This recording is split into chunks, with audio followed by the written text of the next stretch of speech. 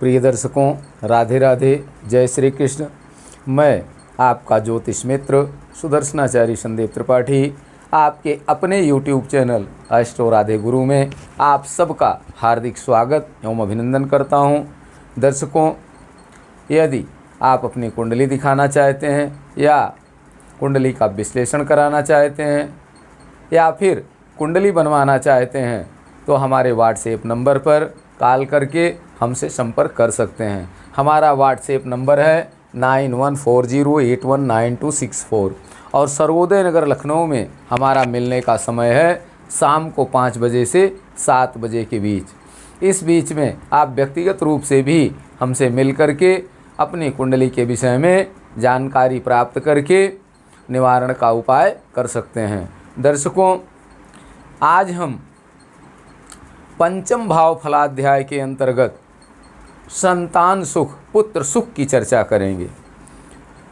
पुत्र सुख जातक को कब प्राप्त होता है, या यूँ कहें कि पूर्ण पुत्र सुख जातक को कब प्राप्त होता है। दर्शकों, जब लग्नेश व पंचमेश पंचम भाव में हो अथवा लग्नेश व पंचमेश केंद्र त्रिकोण में हो तो जातक को पूर्ण पुत्र सुख प्राप्त होता है। लग्न पे सुत भावस्थे अर्थात लग्नेश सुत भाव में स्थित हो। लग्नेश सुत भाव, मान लिया कि ये मेष लग्न की कुंडली है। कौन सी लग्न है? मेष लग्न की। मेष, वृष, मिथुन, कर्क, सिंह, कन्या, तुला, वृश्चिक, धनु, मकर, कुंभ, मीन, इस प्रकार से राशियां हैं। तो लग्न पे सुत भावस्थे, लग्नेश सुत भाव में हो, पंचम भाव में। यहाँ लग्नेश कौन है? मंगल है। मंगल पंचम भाव में हो या सुत पे च सुते स्थिते, सुतेश सुत भाव में स्थित हो या पंचमेश पंचम भाव में स्थित हो या फिर पंचमेश पंचम भाव। पंचमेश कौन है? सूर्य। पंचमेश पंचम भाव में स्थित हो अथवा केंद्र त्रिकोण संस्थेवा, अथवा लग्नेश या पंचमेश केंद्र त्रिकोण में स्थित हो। लग्नेश व पंचमेश केंद्र त्रिकोण में स्थित हो। लग्नेश कौन है? मंगल, केंद्र में हो, 1, 4, 7, 10 में से किसी भाव में हो। मान लीजिए लग्नेश कहाँ है? 10म भाव में मंगल स्थित है। और त्रिकोणेश कहाँ है? पंचमेश कहाँ है? पंचमेश चतुर्थ भाव में स्थित है सूर्य। दोनों कंडीशन हो सकती है कि केवल लग्नेश केंद्र में हो अथवा केवल पंचमेश केंद्र में हो तो भी पुत्र सुख प्राप्त होता है जातक को, अथवा लग्नेश और पंचमेश दोनों केंद्र त्रिकोण में हो तो भी जातक को पूर्ण सुख प्राप्त होता है।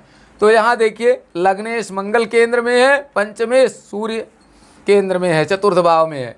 ऐसी स्थिति अगर कुंडली में है तो भी जातक को पूर्ण पुत्र सुख प्राप्त होगा।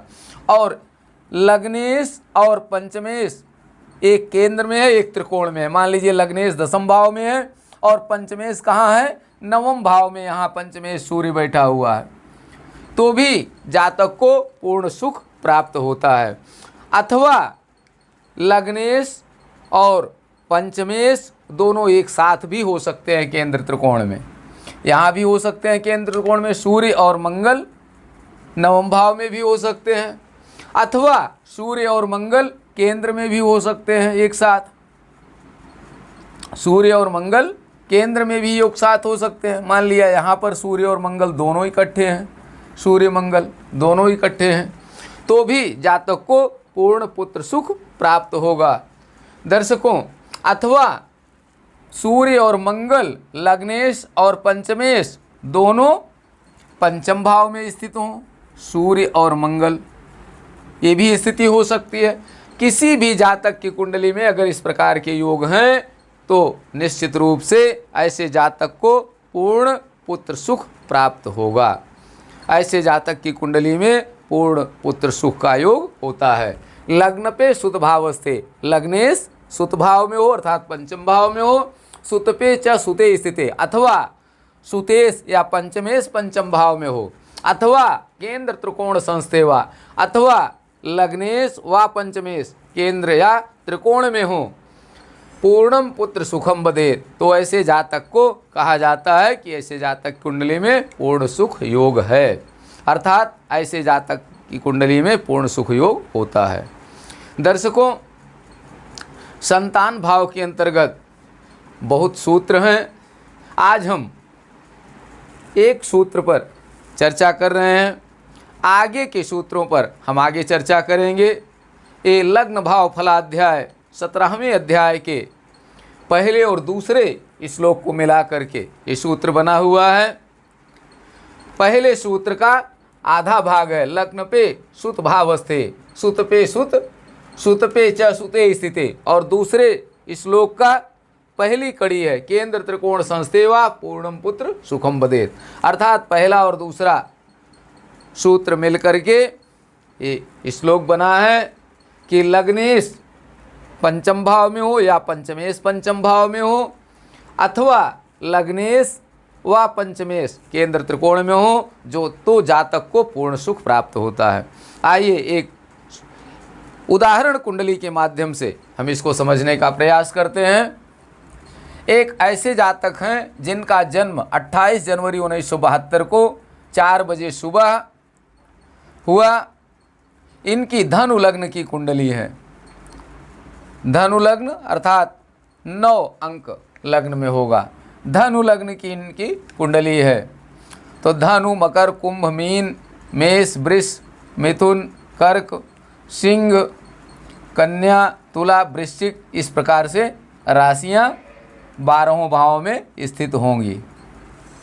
धनु, मकर, कुंभ, मीन, मेष, वृष, मिथुन, कर्क, सिंह, कन्या, तुला, वृश्चिक, इस प्रकार से राशियां हैं इनकी। और ग्रह कौन कहाँ बैठे हैं?